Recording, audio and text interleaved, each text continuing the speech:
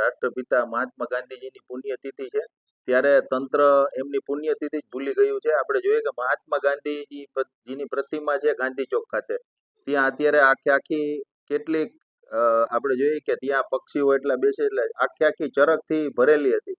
જ્યારે આજે પુણ્યતિથિ હોય ત્યારે સફાઈ કરવાની હોય છે. હમણાં જ આપણે જોઈએ કે મુખ્યમંત્રી ટકોર કરીને ગયા છે કે સ્વચ્છતા કરો છો ને, તો જે મહાત્મા ગાંધીજીનું નામ સ્વચ્છ ભારત મિશનમાં એમના ચશ્મા રાખીને એના નામે રાખ્યું છે સ્વચ્છ ભારત મિશન, એ જ ગાંધીજીની હાલત કેવી છે ને એ પણ આજે એની પુણ્યતિથિ છે ત્યારે.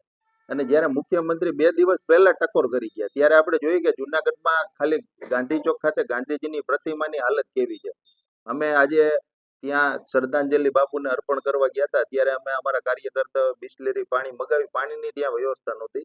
બિસ્લેરીના શીશાથી તમામ ગાંધીજીની પ્રતિમા છે એને સાફ સફાઈ કરી અને શ્રદ્ધાંજલિ અર્પણ કરી હતી. પરંતુ તંત્ર અને ભાજપના જે આપણા શાસકો છે એ ગાંધીજીને પણ ભૂલી ગયા છે કે જેનું સ્વચ્છ ભારત મિશનમાં નામ છે ને, મુખ્યમંત્રી 2 દિવસ પહેલા જ કહી ગયા કે ભાઈ તમે સ્વચ્છતા રાખો.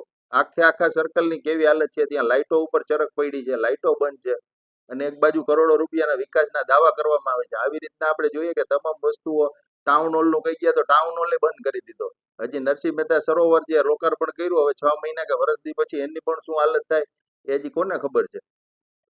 બ્રાન્ડ એમ્બેસેડર જે રાખેલા છે, જેમની નિમણૂક કરેલી છે, એ તમામની જવાબદારી છે કે જ્યાં જ્યાં સફાઈ થતી ન હોય કે સફાઈ થાય છે કે નથી થતી, તમામનું એમને કોર્પોરેશન અને લાઈવ કરી અને તમામ વસ્તુ લોકો સમક્ષ મૂકવાની હોય છે. એને જ સ્વચ્છતા એમ્બેસેડર કહેવાય. તો જે ગાંધીજીની પ્રતિમા છે તો ત્યાં કેમ કોઈ સ્વચ્છતા એમ્બેસેડર નથી જતા કે લાઈવ નથી કરતા? શાસકોને લઈને ખરેખર તમામે ત્યાં પણ જ્યાં જ્યાં આવી પ્રતિમાઓ છે ત્યાં પણ લાઈવ કરવું જોઈએ, જેથી ખબર પડે કે આજે પુણ્યતિથિ છે બાપુની અને જેનું સ્વચ્છ ભારત મિશનમાં નામ છે, તો એ ગાંધી બાપુની શું હાલત છે કે એની પ્રતિમાની શું હાલત, એના સર્કલની શું હાલત છે, એ કમિશનર શ્રી, બ્રાન્ડ એમ્બેસેડર અને તમામે ત્યાં જવું જોઈએ. અને આજે બાપુને પુષ્પાંજલિ ન આપે તો કાંઈ નહીં, પરંતુ ત્યાં સ્વચ્છતા તો રાખો, જેથી કરી જે લોકો બાપુને પુષ્પાંજલિ અને શ્રદ્ધાંજલિ આપવા આવે છે તો એમની જે ભાવના છે એને ધક્કો ન લાગે, કારણ કે આવી બાબતે ખરેખર ખૂબ દુઃખદ છે.